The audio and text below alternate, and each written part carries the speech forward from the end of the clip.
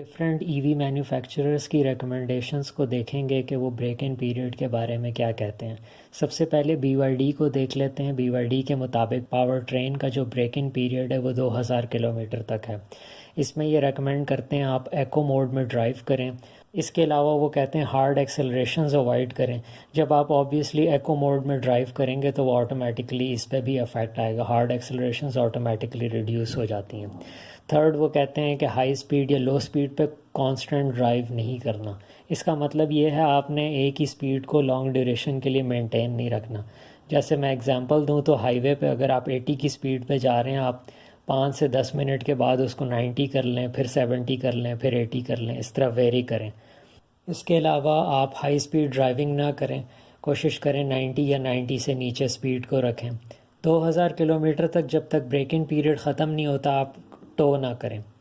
اور آخری پوائنٹ سب سے امپورٹنٹ ہے، آپ نے 300 کلومیٹر تک ایمرجنسی بریکنگ نہیں یوز کرنی، یعنی ہارڈ بریکنگ نہیں کرنی۔ یہ ہر گاڑی پہ اپلائی ہوتا ہے، چاہے ای وی ہے یا نہیں ہے۔ نئے بریک پیڈز کا بریک ان پیریڈ 300 سے 500 کلومیٹر ہوتا ہے۔ جنٹل بریکنگ یوز کریں تاکہ وہ بیڈ ان ہو سکیں اور ان کی breaking performance break in period کے بعد اور بہتر ہوگی۔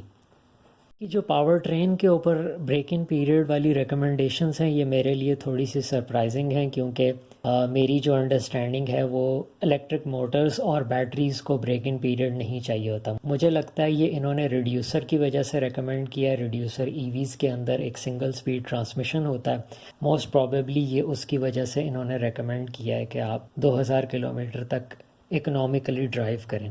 ایم کی ریکمنڈیشنز دیکھ لیتے ہیں اورا کے بارے میں۔ وہ صرف 2 باتیں کر رہے ہیں، ٹائرز اور بریکس کے بارے میں، اور پاور ٹرین کے اوپر کوئی بات نہیں کی انہوں نے۔ ٹائرز کے بارے میں وہ 500 کلومیٹر تک کہہ رہے ہیں اس کا بریک ان پیریڈ چلتا ہے، کیونکہ نئے ٹائرز کے اوپر گرپ کم ہوتی ہے تو آپ لہٰذا آرام سے اور دھیان سے چلائیں۔ اور اسی طرح سیکنڈ پوائنٹ وہی بریک پیڈز والا ہے۔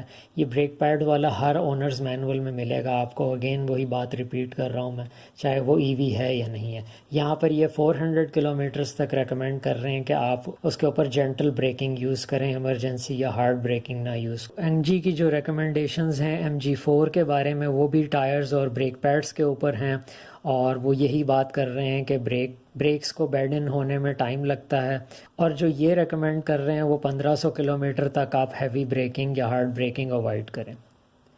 سیرس کے اونرز مینول میں میں نے ان کی ریکمنڈیشنز چیک کی ہیں، اس کے اوپر کوئی بریک ان پیریڈ کی ریکمنڈیشن نہیں ہے، لیکن میرا اندازہ یہ ہے کہ چونکہ اس میں بھی ریڈیوسر آئل 1000 کلومیٹر تک یا 3000 کلومیٹر تک چینج ہوتا ہے، تو اس وجہ سے ہم یہ ایزیوم کر سکتے ہیں اس کا بھی بریک ان پیریڈ تقریباً اتنا ہی ہوگا، 1000 کلومیٹر سے 3000 کلومیٹر کے درمیان۔